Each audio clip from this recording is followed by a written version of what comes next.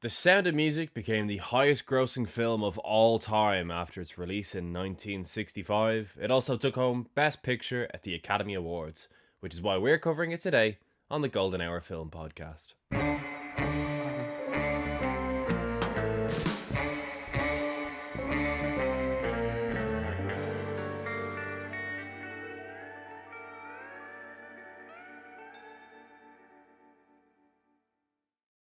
Hello, everybody. Welcome back to the Golden Hour Film Podcast. My name is Harry Bailey, joined by my co-host, not guest host, Shane Mulvaney.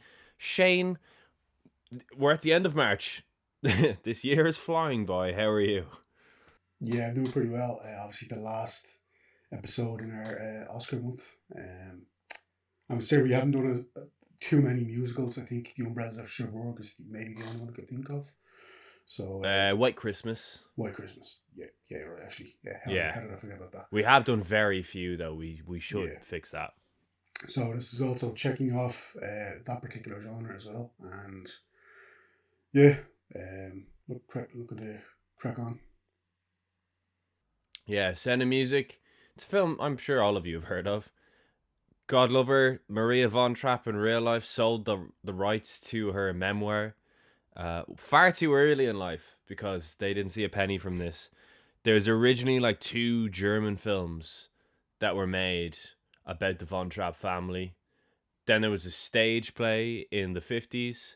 And then we got the film based on the script from the stage play, which is written for the screen by Ernest Lehman, who in his own right is a bit of an Academy darling. It obviously stars Julie Andrews and Christopher Plummer in, I think, both of their podcast debuts. I believe so, yeah. Mental. Congratulations to us for finally getting to Julie Andrews. Obviously, Christopher Plummer is great as well, but like Julie Andrews feels like a bit of a misstep. But yeah, it is an insanely famous film that neither myself nor Shane had seen prior to this week. So, as Shane would always say, this podcast is a great excuse to kind of tick some of these classics off our watch lists. And yeah, we're going to be answering the question today. Is this one of the greatest movie musicals of all time? Of course, we will be answering that.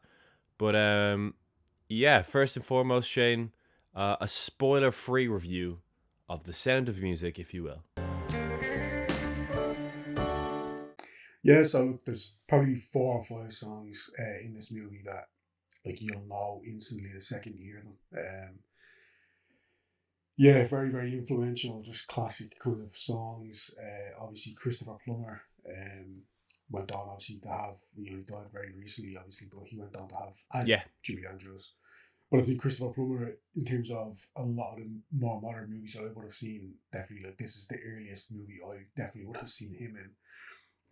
What I like about Christopher Plummer's performance in this is like, and I have no idea if this is, I imagine it probably isn't. I think actually I did read that the real Georg von Trapp is a lot more empathetic, shall we say, than Georg in this movie. But I think Christopher Plummer, especially in the early parts of the movie, he just looks like he wants to strangle everyone. Like he looks like he has no. According to reports that I have read, that is partially because he fucking hated making this movie. Him and Julie Andrews were like friends until their deaths, but like he said that working with Julie Andrews on this film was like being hit over the head with a Valentine's card every day. I absolutely hated making this film. I think he definitely tried to be like an actor. Yeah. Whereas she was singing songs from Mary Poppins to the kids, even though whilst they were filming it, Mary Poppins hadn't come out yet, so they all thought she was like coming up with these songs for them. Whereas he traveled to the mountains in Salzburg, where part of this is filmed, and found one of the nephews of Georg to ask him about the character and to try and like catch his emotions. And the nephew apparently said to him he was the most boring man I ever met, and that's all he gave him. So yeah, Christopher Plummer, I think he called it The Sound of Mucus in an interview once. He hated this film. Yeah, and you can tell because, like, especially in the first kind of half of the movie, at least, he just looks like he'd rather be anywhere else. He just looks like it's literally tearing him apart inside to actually say some of these lines and deliver some of this dialogue. But yeah, look, it's like I said, very, very catchy songs. A bunch of them that you will have already heard.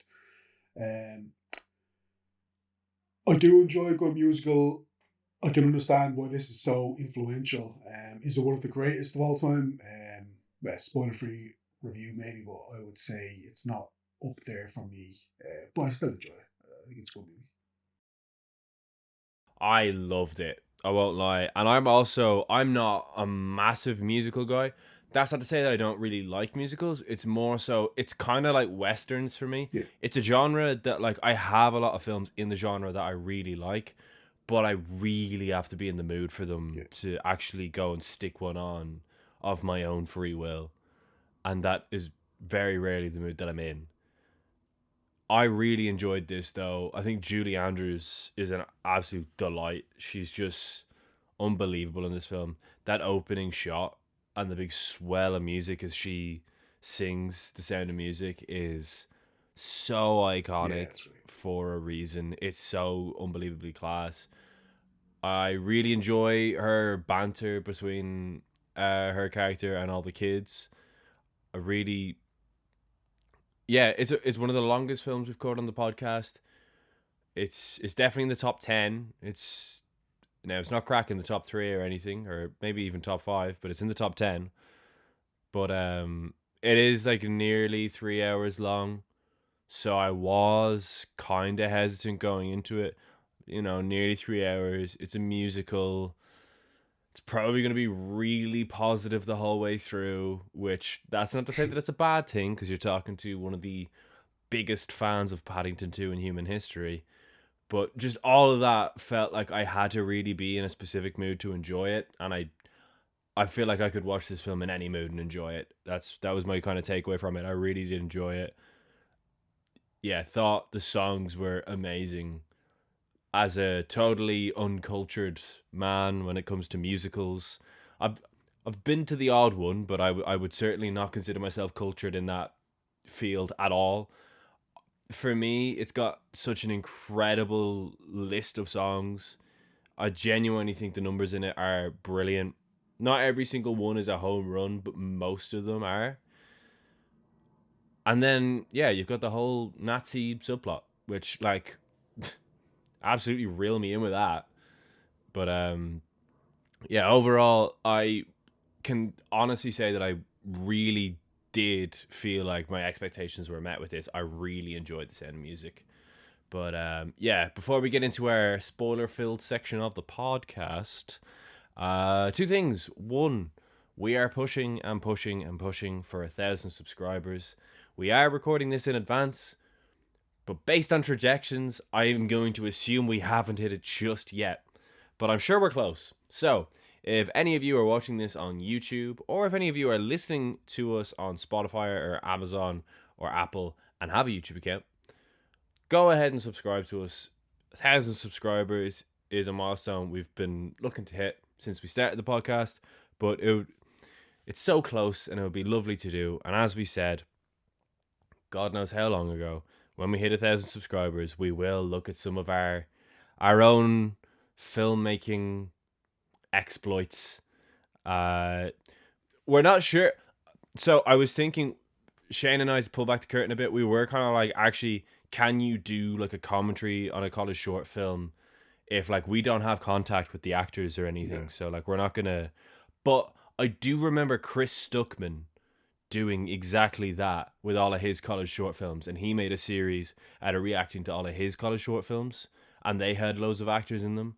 So if Chris Stuckman did it, I don't see why we can't do it too. So yeah, 1,000 subscribers will have a wee gander at our own filmmaking exploits. And besides that, yeah, feel free to like the video.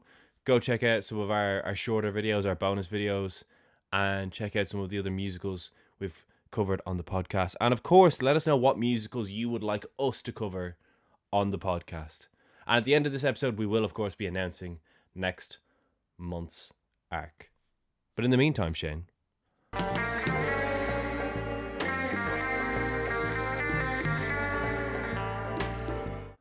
The Sound of Music, which won all those Academy Awards, 5 in total, wasn't it? Yeah, I believe so. Yeah. What's it all about? So it concerns a woman named Maria who is at a convent, and she is a bit of a free spirit, shall we say. She doesn't necessarily conform to every single one of the rules of the convent, and some of them kind of are very endeared by that, and some of them are probably quite a lot more irritated by that. But certainly, she's not necessarily one to follow every single rule down to the letter, and so she is told by the head nun, whatever you want to call her, to go and be the governess of the Von Trapp family. So the Von Trapp family is led by, the head of the family is Georg Von Trapp, played by Christopher Plummer. He is a widower, so his wife has died, obviously, and the kid's mother has died. So there's 7 kids in total. The children's names from eldest to youngest is Liesel, Friedrich, Luisa, Brigitte, Martha, Greta, and Kurt. And essentially, favorite Von Trapp child? I'd say probably Martha or Greta. I think they're pretty cute. I'm a Liesel fan personally. Liesel, that's the eldest, isn't she? Yeah, the eldest daughter. Yeah, and I was going to say Liesel, while we're on the topic of Liesel, she has like a secondary romance with an officer named Rolf, who turns out to be a part of like an officer in the Nazi, the Nazi army essentially. But I have to say, I always thought Rolf looked like Kiefer Sutherland from The Lost Boys. That's exactly. I said it exactly. Every time he was on screen, I thought that this was Kiefer Sutherland in The Lost Boys. Spitting image. Just every single time he was there. Spitting image of Kiefer Sutherland, absolutely. I have to say, the actor who plays Rolf is absolutely terrible in my opinion. Shocking. Shite singer as well. I hate the one performance, because I really, really, really like the first probably 2 hours of this movie, which isn't sad I didn't like the last hour, but it's just a very different movie after that point. As soon as basically the Nazi occupation comes in, and you have all But like Rolf is just he's a terrible actor. I'm sorry, I couldn't get over how bad he was. But essentially that's the kind of premise of The Sound of Music. What's funny is Rolf got cast in this film, and I know it wasn't for the same role, but Kurt Russell was rejected for the role of one of the Von Trapp kids. No way, that's class. Yeah. So they turned down Kurt Russell, but we got Rolf. Not instead, but just a funny juxtaposition there. As I said, it is based on a memoir, loosely enough based, but based nonetheless. And as you said, the majority of the beginning of this film is kind of before the whole Nazi occupation thing becomes the centerpiece of the film. It is entirely about Maria, who comes in to the captain's house, and she very quickly, which I actually enjoyed, she very quickly won over the kids. I actually prefer that they went that route rather than doing like a painstaking, she has to win over each individual kid. I like that they went the route that she won over the kids really quickly, and it was the captain who she had to win over. That was the kind of drawing the blood from the stone character. So her, as I said off the top, also worth noting, this one was directed by the great Robert Wise. Unbelievable director, covered so many genres. Like, if you look at Robert Wise's filmography, he did everything from Sound of Music to Star Trek. Like, he did The Haunting, which is an unbelievably good horror film. He obviously did the other musical directed by Robert Wise to win Best Picture in the 60s, which is West Side Story. But Robert Wise, fantastic director, one of the best of that time. one of the best kind of big budget directors of that time, I would say. He was kind of a Spielberg before Spielberg, I would say. Just in that studios were giving him these big budget opportunities, and he was just hitting home runs more or less every time he got the opportunity. But yeah, I love how quickly the kids just like fall in love with Maria, and then she makes them clothes out of her curtains, and they sing together, and they go off on misadventures whilst the captain goes off to see is this his brother who they call their uncle, or is he just an old family friend Yeah, that they call I uncle? was under the impression he was just a family friend. I could be wrong. Yeah, me too. Yeah. Yeah, he goes off to see him and the Baroness, who, again, not to get too spoilery too soon, but I like the direction they go with the Baroness, and the Baroness's character kind of exits the film in a really graceful way, which I thought was a very good call. Again, sure, it's based on a memoir, but quite loosely based on a memoir. But I like the way that they went with that character. But yeah, up until the intermission, because this film has an intermission, it is basically about her winning over the captain. Yeah, just coming back to the Baroness.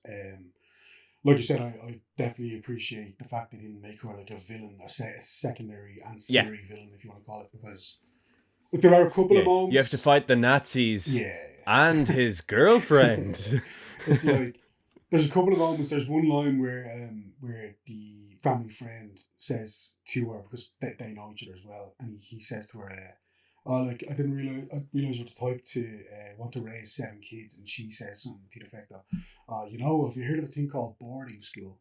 So like, there's a couple of like dark-ish jokes, but I don't think she's ever actually. She's not a mean-spirited person. Like, she very much wants things to work out with Georg, and when they don't, and she realizes she's also just clearly not like an adult who's like really into kids. Yeah, which is like fine. Yeah, it's okay. Yeah. But at the same time, don't be marrying a fellow with 7. Yeah, that's true. And she's also like, she comes obviously from a prosperous family herself. I mean, she's literally called the Baroness. Yeah. So she doesn't need to like marry into this Von Trapp family, obviously, and the status that girl Von Trapp has. So yeah, I agree with you. I appreciate they didn't make her like just a kind of secondary, slightly ineffective villain. Like she's given a lot of kind of dignity in her kind of exit from the film. Yeah, you're right. Yeah, I do think there is definite chemistry between Julie Andrews and Christopher Plummer, but I agree. And again, I appreciate it. He is absolutely the straight man of this film. If he was Dick Van Dyke in Mary Poppins, I probably would not have enjoyed this as much. Yeah. I like that he is like a very straight-faced guy. Now, stick a guitar in his hands, you might change his tune, pun intended. But for the most part, he is the straight man of this film.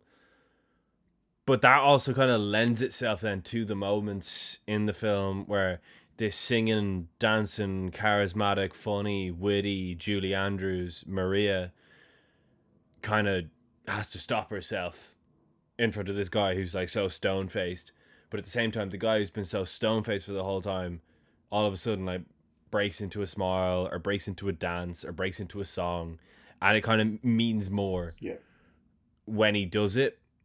And over the sort of 3-hour film, just under 3-hour film, the kind of breakdown of his barriers, because it's alluded to that there's like reasons as to why he doesn't do certain things. Like, he doesn't let his kids sing in public. He didn't know that they were as good as they were, but because there's a point where they drive past like a choir, and he knows exactly who the choir are, but he has no interest in going there for whatever reason. So he obviously has a bit of a backstory himself with those regards.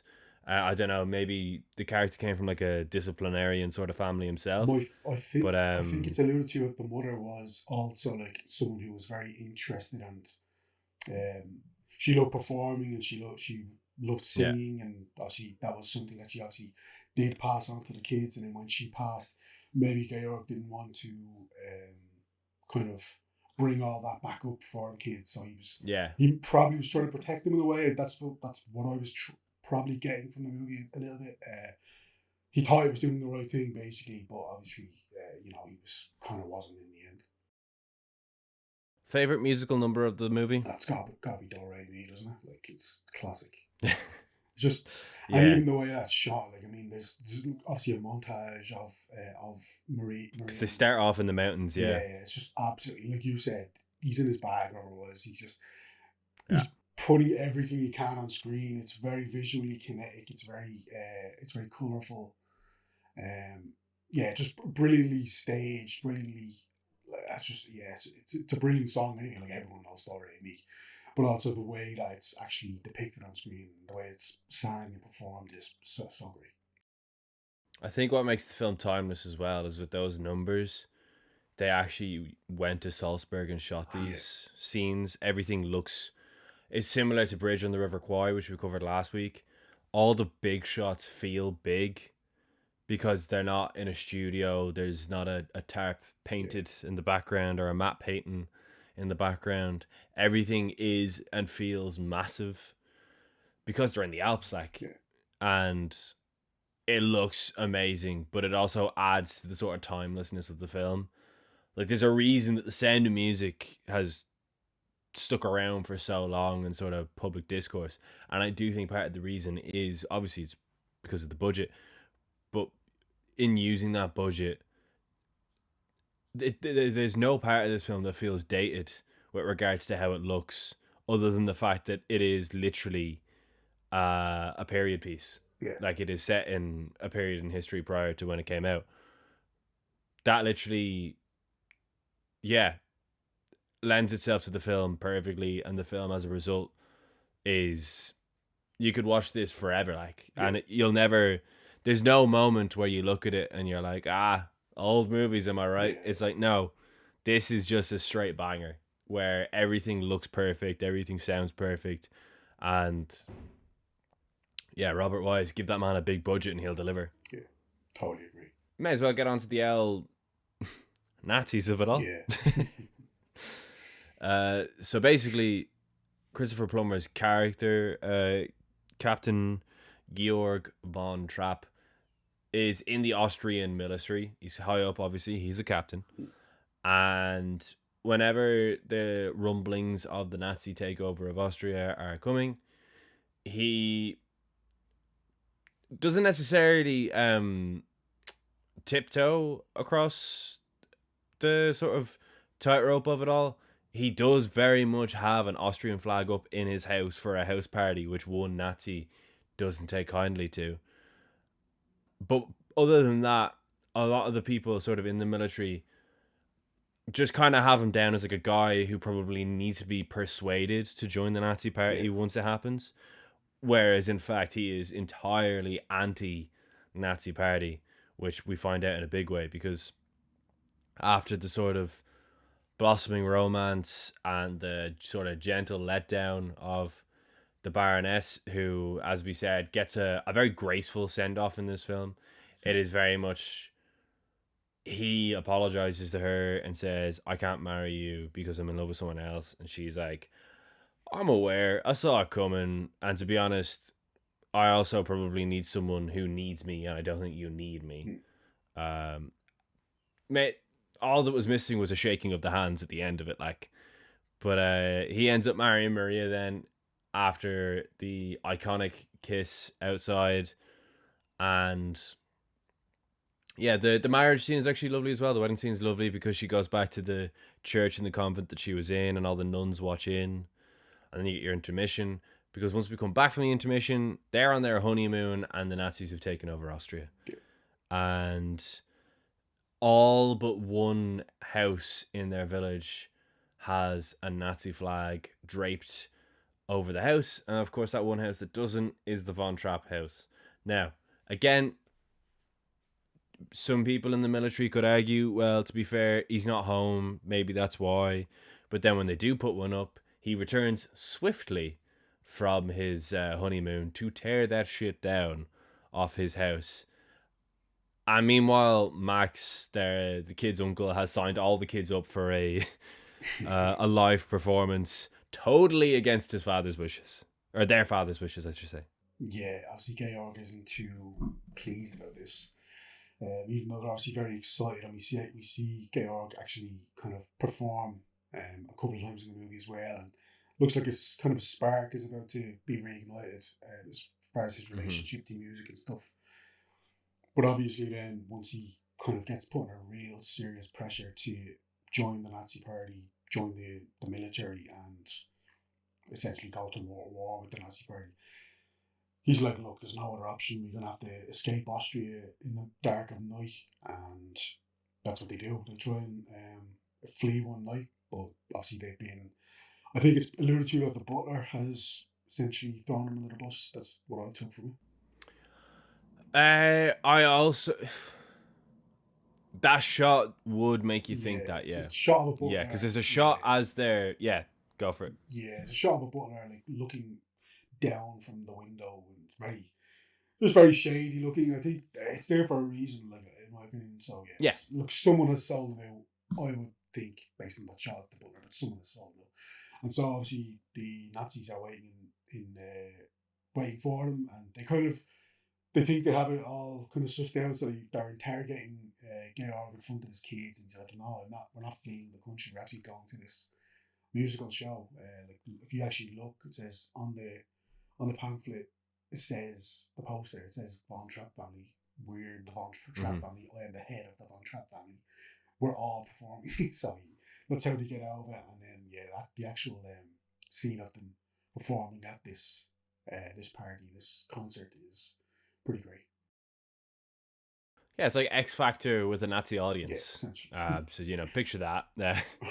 Basically, it's a talent show that Max has signed them up for, and it's very much known amongst them all that, like, if they really tried, Maria could get all 7 kids out of there over the Alps. But with Georg, it's a lot harder because he's been conscripted to go to Berlin to basically sign himself away to the Nazi Party the next day.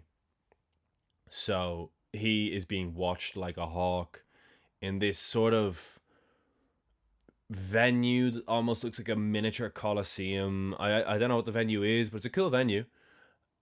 They're on stage singing, and Max kind of in a sorry for roping you into this performance kind of thing helps them escape after they kind of run through a few of the sort of greatest hits that they did in the film. They win the competition, and the spotlight pans over, and they ain't there anymore. Great. They have legged it back to the convent, where, again, everything that happens in this convent is class during this whole thing. So first of all, they get to the convent, and the Nazis get to the convent, and they're scouring everywhere, and we find out that the I was going to say the head mistress. What do you call a head of a convent? Head mother. I'm not too sure. Yeah, that is what it is. Yeah, it is head mother. She brings them kind of through this like mini cemetery, and behind this locked gate, and they all hide behind these tombstones, and then the Nazis come looking for them. And meanwhile, 2 nuns who from the very beginning, one of them was like the most outspoken fan of Maria's, and one was the most outspoken op of Maria's. The 2 of them have gone out to the street and taken parts of the engines from the Nazis' cars, which is brilliant. It's a really good reveal when that happens as well. And whilst the Nazis are looking for them, they don't find them in this cemetery. They get away. And then Rolf, who is kind of trailing behind them all, spots them. And again, this is a brilliant scene. So Rolf kind of thinks, first of all, Rolf's a Nazi. And like, he been a Nazi. Yeah. So he thinks what he thinks. But then in his head, the right thing to do is to let Maria and the kids escape because they're only after Georg. So he lets them go, but he then pulls a gun on Georg, Captain Von Trapp. Captain Von Trapp is like, Rolf, you don't actually want to shoot me, and I don't even think you will. He really questions his manhood, which is pretty funny. And he just like keeps walking towards him and walking towards him and walking towards him, and eventually gets the gun out of his hands And then Rolf, that little bastard. Weasel. Yeah, absolute scrote. Starts calling out for the Nazis. They're here. I found them. Maria and the captain get in their car and they drive off, and then the Nazis get in their cars and none of them start. Go all the nuns. And yeah, the Von Trapps get to the Alps and they escape. Now, for all you sickos online, I don't know if you see this. I don't all them stupid social media accounts that are like disturbing facts, and it's like the Von Trapp family were likely going over the Alps to where there was a Nazi war camp. Like, shut up. Actually, like, no, they weren't. First of all, and second of all, it's literally based on a memoir where they actually do escape to America. Yeah, So literally. you're all just sick, and you can't stomach a nice ending. But yeah, they do escape. In real life, they actually took the train, but they literally took, like, I think the last train that got out of Austria, and then Hitler shut down all the borders. Yeah. So it was like that down to the wire for them, and then they got to America, where I believe you can still visit the place where they used to do live performances. I believe it was called the Trapp House. No, I don't think it was called the Trapp House. But yeah, Sound of Music. I'll just get into it. I really enjoyed it. I thought it was brilliant. I thought it was a brilliant musical. I thought it was a brilliant 3-hour long film. I thought it was a brilliant big budget film. I thought it was a brilliant Best Picture winner, especially for the 60s, because have you ever looked at the 10 films that won Best Picture in the 60s? It's a weird list. It's a mad list. Yeah. It's a weird list. So not that I've seen all 10, but I would assume this would rank very high for me in 60s Best Picture winners. Of course, am I right in saying the only other Best Picture winner from the 60s we've covered is Midnight Cowboy, or was there another one? No, I believe it's Midnight Cowboy. Yeah, I don't think Yeah. we've covered. No, because I think we were looking at which movie basically from the 60s to cover. I think the only other one was Midnight Cowboy. Yeah, the only one. Which is also brilliant. Yeah, which is very, very good. But yeah, I thoroughly enjoyed this. Honestly, one of my favorite musicals. But again, I'm not the most well versed in that genre, so don't call me an idiot for thinking that. But it's the Sound of Music, so I couldn't be that wrong. Yeah. Also, I am just a huge Robert Wise fan. He also did The Body Snatcher, which is a film I feel like I reference a disproportionate amount on this podcast. It gets like a yearly reference from me. Body Snatcher with Boris Karloff. I fucking love that film. It's so good. He's so great in that film. And Bela Lugosi's in that film as well, actually, in a small role, who I also love. Regardless, yeah, 4.5 stars. This is an incredible film. Absolutely lived up to the hype for me. Julie Andrews is just so great in this, just so full of charisma. Every single one of her musical performances is amazing. Her acting performance is perfect. I love her relationship with the kids. I love how opposite she is with Captain Von Trapp. I love that whole dynamic. I think Christopher Plummer is very good in it as well. And yeah, I am very glad that I liked this film as much as I did. I really did love this film. What about you, Shane? Yeah, definitely enjoyed it. The first 2 hours, I really, really loved the kind of how open hearted it was, and like how it was effectively a story of like these kids learning to kind of embrace the finer parts of life again, and even Georg as well. I think the romance stuff worked really, really well. I do think, and look, it's the real story. I mean, like it's at least heavily inspired by, heavily taken from the real story of like this family who had to flee Austria, and because of obviously the Nazis. So be careful of what I want to say, but like as much as I kind of enjoyed the last hour, if you want to call it that, I do think for me, I just preferred the first 2 hours when I was more inclined to know the music and more centered on the music and more centered on the kind of family aspects. I gave it 3.5 stars when I first watched it. I have to say I've been talking myself into going up to a 4.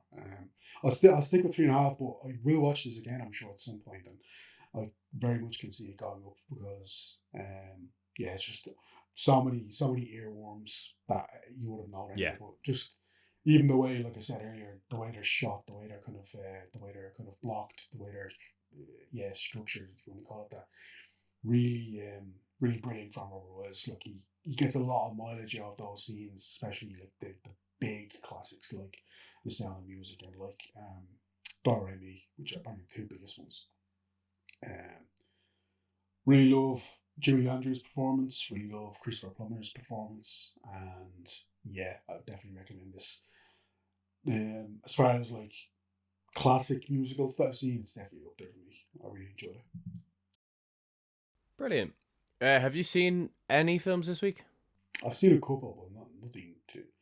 Well, I reckon we just skim through what we watched recently, and then we do guess the movie as well. We'll hit you with a double bill this episode, because yeah, I've also seen a fair few films, but like not an awful lot.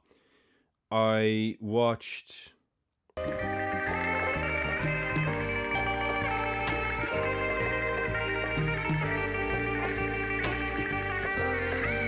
Oh yeah, so I watched a bunch of Buster Keaton films. Literally, I watched 4 Buster Keaton films. Firstly, I watched The High Sign, which is great. The third act of like basically every film I'm about to talk about is just Buster Keaton was a master of the third act. Yeah. How on earth the stunt work in The High Sign works at the end is insane. Where he basically has like this house with 4 different rooms in it that all have secret doors into each other, and he's basically being chased by gangsters in each of the rooms. It's mind-boggling how he actually achieved it. But that's part of the magic of Buster Keaton, is you come away thinking that was really impressive, but also how did he do it? Like there must be a really expert level of like engineering involved behind it, as well as just the sort of slapstick element to it. I then watched 1 Week from Buster Keaton, which again I thought was amazing. I thought it was really charming. I don't think that the stunts are like as insane in this. It's more based on the relationship between Keaton's character and his new wife. But that being said, there's also a scene where they spin a house. So like, it's Buster Keaton. Even his small stunts are literally moving buildings. And speaking of moving buildings, I then of course watched maybe Buster Keaton's greatest film, Steamboat Bill Jr., which obviously has the iconic house fall, which is just part of, honestly, what I would consider one of the greatest third acts in. See, you can't really call it an action movie, but it kind of is. It's like it's one of the greatest third acts in the history of like choreography, I guess, or stunt work. I don't know. The third act of this film is insane. Every single piece of stunt work and every effect and every bit of comedy and every bit of tension is just so perfectly strung. It is so impressive. And the first 2 acts are also brilliant because, again, Buster Keaton's character, I love that Buster Keaton played into just how much of a short arse he is, because he would just cast these like 6'6" giants. Like in the 20s, someone who's 6'6" looks abnormally tall on screen. So he would just cast these absolute giants as all the other characters to make himself look even shorter. And he does that here with the father character, who the father looks like the great Khali, but apparently he was only 6'4". He looks like the height of a building. It's insane. But his relationship with the son is really funny. And yeah, as I said, that third act, yeah, you've got the house fall, which is like arguably the greatest stunt in cinema history. But like the entire third act is mind blowing, like absolutely mind blowing, considering the film is nearly 100 years old. And then lastly, I watched Cops, which is a really enjoyable one. It's definitely on the funnier side of things for Keaton. It's less trying to amaze you and more about comedic timing. That being said, again, some of the stunts in this one are wild. There's like a scene where he climbs a giant ladder over a fence and then it gets stuck halfway and he basically has to like balance himself on a ladder that's now horizontal, that's balancing just on like a fence whilst people on either side are trying to pull him off it. It's crazy. But yeah, I watched a bunch of Buster Keaton films. I thought all of them were brilliant, but Steamboat Bill Jr. was my favorite. What about you, Shane? Yeah, so I watched in honor of my friends Dunk and Egg from the Game of Thrones universe. I watched A Knight's Tale, which is it's actually back in cinemas for the 25th anniversary, so I went to see it. Starring Heath Ledger, just a fun kind of fun kind of medieval epic love story of this kind of this lowly kind of peasant who kind of lies his way to becoming a knight. Pretty fun stuff, and obviously like I think when Heath Ledger was obviously cast as Batman, there was a massive public outcry. Apparently, a big part of it was like obviously Brokeback Mountain was one of them, but also this movie. He's really good in this movie, so I don't know what people are complaining about. To be honest, he's really really good. The bad guys, and obviously look at Joker's. He's amazing as Joker. So yeah, jokes on them. The Bad Guys and The Bad Guys 2 are animated movies from DreamWorks Animations. It looks like most DreamWorks animation movies look, like the visual style, so it's pretty decent to look at. What I love most about this, the voice performances are great, but what I most love about this is they're heist movies, which I love a heist movie anyway, but you can tell like how inspired these were by the Ocean's movies, the Soderbergh specifically Ocean's movies, not the shit one that we covered on the podcast. There's just lots of like kinetic editing. There's lots of screen wipes. There's lots of kind of it's just the way it's shot. It's like if this was live action, it would literally be shot the exact same way, edited the exact same way. I really admire that about it. It's really kind of visually ambitious, just in terms of how it's actually edited and stuff. They're fun movies. Again, just kind of if you're looking for kind of an animated movie, just kind of switch your brain off watching, then yeah, I'd recommend those two. And then set it up as a rom com, starring Glenn Powell and Zoe Deutch. It's a rom com. You know how it's going to end. You know how all the story beats are going to go. Yeah, it's fine. It's nothing to write home about, but it's also a rom com, which yeah, it's kind of hard to make a bad rom com. I think so. Yeah, I enjoyed what it was. Nice. And now it's time for Guess the Movie. Very much.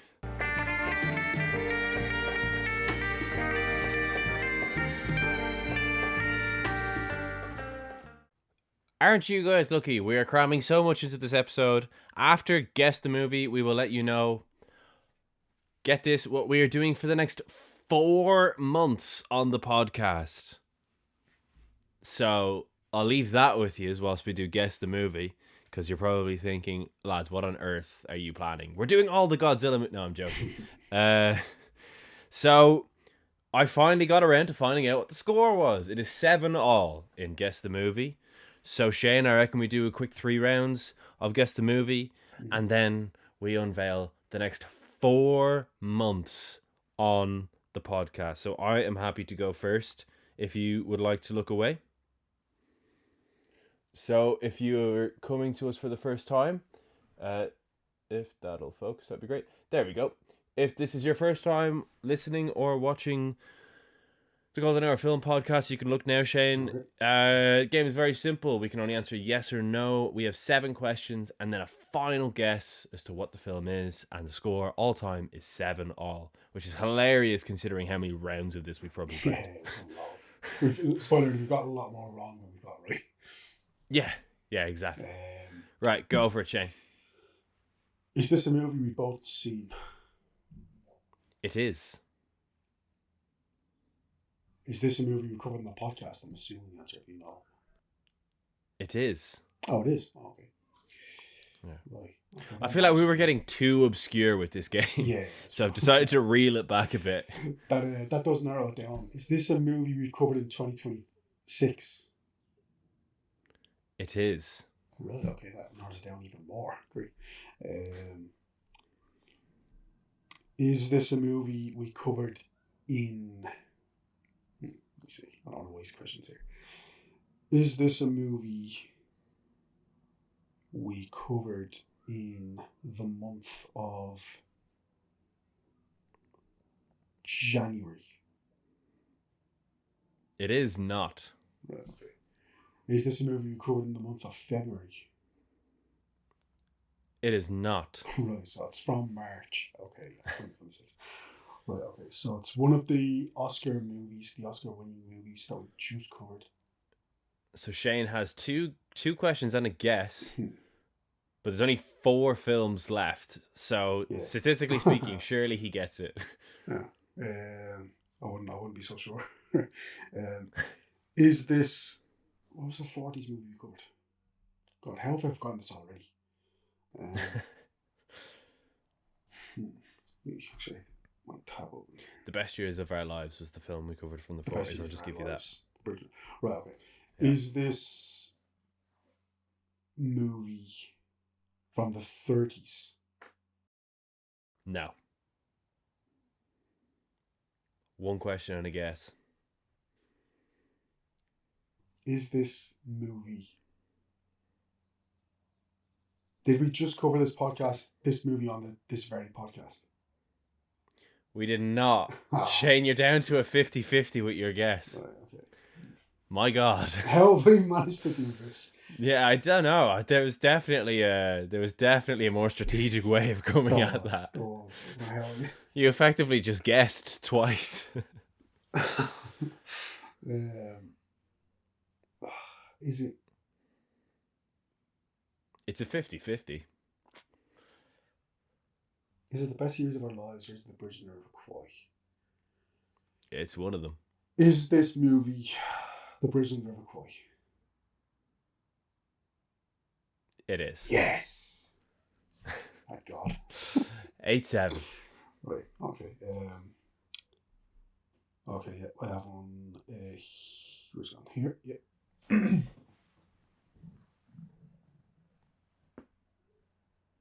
Yeah. There we go. Okay. Go ahead. Cool. Is this a film that I have seen? No. Is this a film that you have seen? Yes. Cool. Is this a film from the 50s or 60s? Yes. Is this a film from the 60s? No. Is this a foreign language film? No. How many questions is that? 5. I'm going to be cheeky. Is this an Alfred Hitchcock film? No. Oh, God, I thought you went that route. Okay. That was an absolute miss, so I'm going to have to take a real punt here. It's a film from the 50s that Shane has seen that I have not. It's not a Hitchcock film. It's not a foreign language film. Oof. Realistically, sorry, have I one question and then a guess? Yeah, one question, I guess. Yeah, realistically, the Hitchcock question was a stupid question. I'm just gonna ask: is this a Billy Wilder film? Yes. Yeah, okay. It was either gonna be a Billy Wilder film or a film noir, so I'm glad I got that question out of the way. Right, so we're dealing with Love in the Afternoon or Ace in the Hole, realistically. I'm sure there's another one there that I'm forgetting. It's either Love in the Afternoon or Ace in the Hole. Oh, Love in the Afternoon or Ace in the Hole.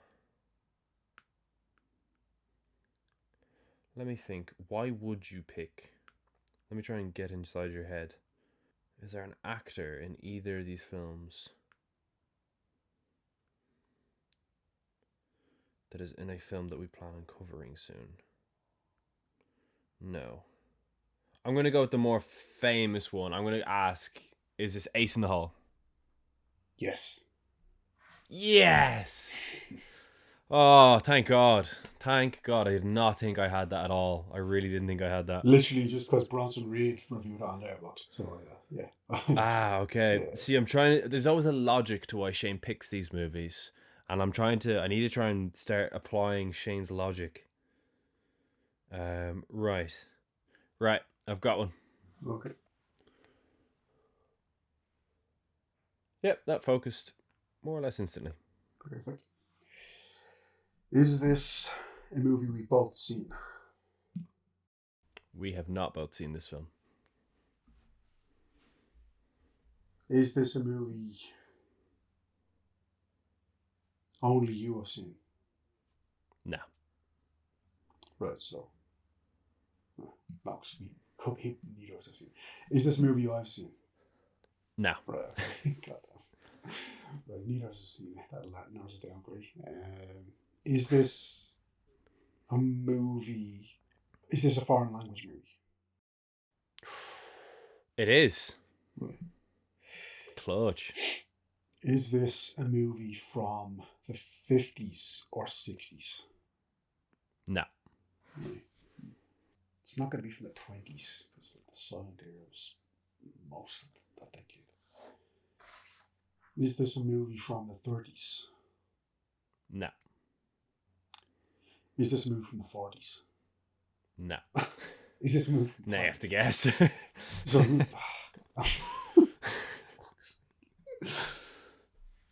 I don't know why. I still, with no information, I still think Shane gets it. I've seen him get ones that he's been further away from. Yeah, that's true. Best 1920s. Like he has that this is a foreign language film that neither of us have seen from the 20s. There's not many there that I am gonna pick. That's true. I think you've seen Passion of Joan of Arc, have you? I have. You have, really. I think you've seen Metropolis. It could be Metropolis though. I have. You have, right? So Metropolis. For those of you listening at home, I just want to let you know that you may think that this sounds like an impossible one to get, but I genuinely believe that Shane gets this. It's not Battleship Potemkin. You've seen that. I've seen that, It's yeah. not Nosferatu. We covered on the podcast. We have. Is this Dr. Mabuse the Gambler? I knew he'd get it. I knew he'd get it. Yes. Yeah. It is indeed. I saw it coming up. I was like, hang on, that's something we both talked about wanting to cover. So Yeah. Yeah. There we go. 9-8. It's to be fair, a foreign language film that neither of us has seen from the 20s is actually a lot to go off when you think true. about it. Yeah, that's true. Because there's not a lot that we actually would definitely want to cover or want to see. Yeah. Looked at, I'm sure there are, but I know that was just one that jumped out. Yeah, thank God. Right. Where did I have that saved? Okay. Yep, there we go. Is this a film that I've seen? Yes. Is this a film that you've seen? No. Is this a film from the 50s or 60s? No. Is this a film from the 20s or 30s? Yes.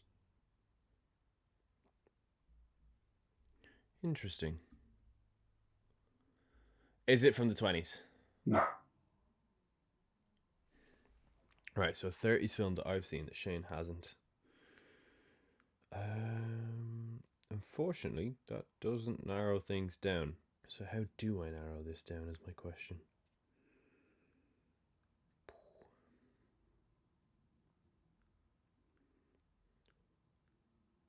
Is this a horror film?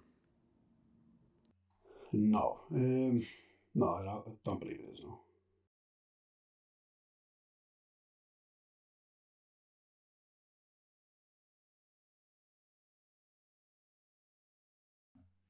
One question left.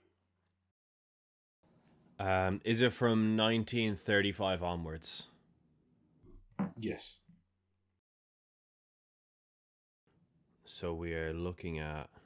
I'm gonna have to pull something out of my ass here. So it could be thinking out of off the top of my head. Could be you've not seen Modern Times, have you?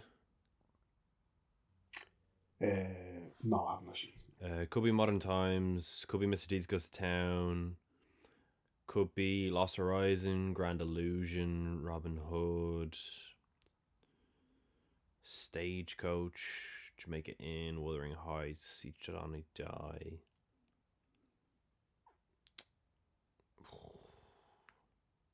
And I just have to guess, don't I? Yeah. I don't see me getting this. I'm gonna say, is this... I'm gravitating towards either Grand Illusion or Mr. Deeds Goes to Town. I'm gonna say, is this the Grand Illusion? No. Ah. This is John Ford's Stagecoach. Ah, okay, fair enough. You did mention it. Yeah. Yeah. Right, I have one here. Mm-hmm. Yeah, if it'll focus. There we go. Right, go for it. Is this a movie we've covered on the podcast? No. Is this a movie we've both seen? No. That's not what that. I don't know why I asked that question. The first. Oh, God damn. Could just ask that one first. Just ask the second. Yeah. Sorry, what was the answer to that? We haven't both seen it. No. Is this a movie you've seen? Yes. Well, you've seen it. I haven't. Okay. Is this a movie? Is this a foreign language? No. Is this a silent film? No. That might be one of the Buster Keaton ones you just mentioned. Is this a movie from the 50s or 60s? It is. It's time to guess.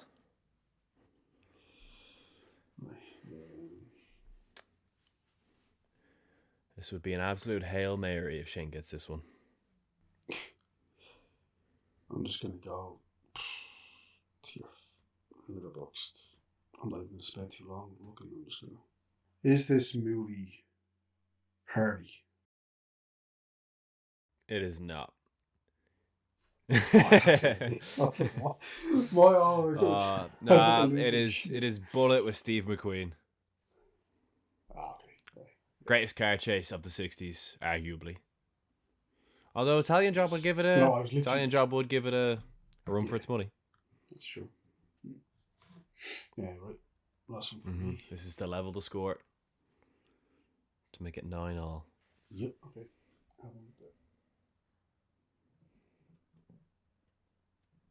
That's focused. Yep. Okay. Go ahead. Is this a film I've seen? I don't believe so. Let me just double check though. You have not seen this movie, no? Is this a film from the 50s to 60s? Yes. Is it a film from the 60s? Yes. Is it a foreign language film? No. Is this a film from a director we've covered more than once in the podcast? Yes. Interesting. Because I was thinking it's either a Billy Wilder film or it's Topaz.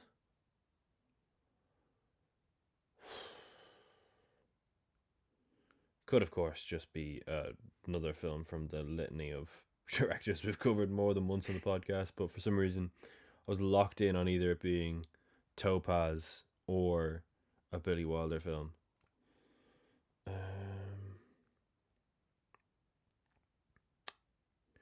I mean, I have to ask, would you pick two Billy Wilder films in the one game? I don't know if you would. So remind me, this is a film from the 60s that I haven't seen. Yeah. I think I have to ask, is it a Billy Wilder film? No. Okay. One more question. Is this a film from a director who, up until this episode, we've covered in 2026? Yes. Interesting. Right. So, this director, so that eliminates Topaz. This is a film from the 60s that could be from not Archie Mayo.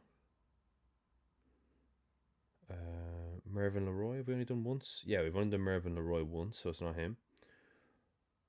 William A. Wellman? I can't imagine you picked a 60s film from William A. Wellman. I don't even know if he has a 60s film. I'm sure he does. Michael Curtiz died in 62, so I can't imagine he has a 60s film. Raoul Walsh, we've only covered once. Could very well be Frank Capra, but again, 1960s, don't think Frank Capra had a film. I'd need to double check that, but I don't think Frank Capra, unless his last film came out in the 60s. Okay, he did have Pocket Full of Miracles, but I think that would be a bit of a far-fetched one for Shane to pull.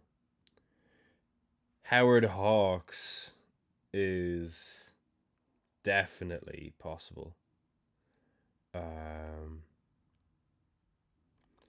60s Howard Hawks film, you're rocking with El Dorado. El Dorado's a possibility. George Cukor. We've only covered... Oh, no, we have covered him twice. Fuck. And he did My Fair Lady. Okay, so like My Fair Lady, El Dorado.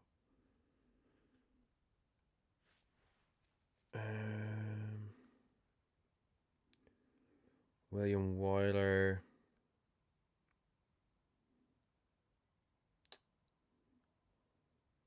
Has How to Steal a Million.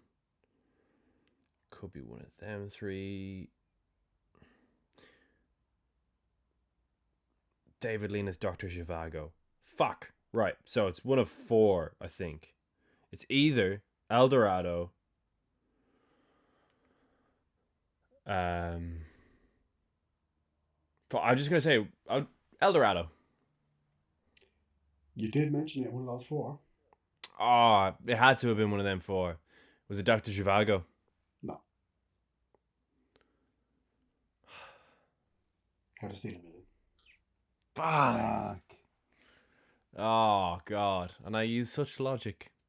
Yeah, you did so much logic. Yeah. God damn it. Well.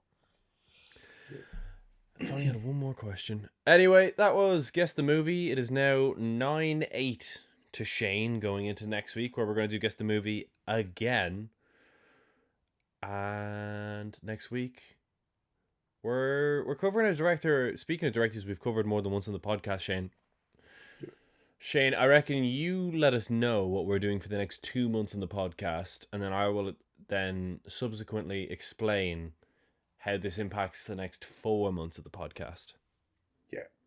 So, as you all, long-term listeners and viewers will know, we started this podcast by doing the complete entire 40s Hitchcock arc.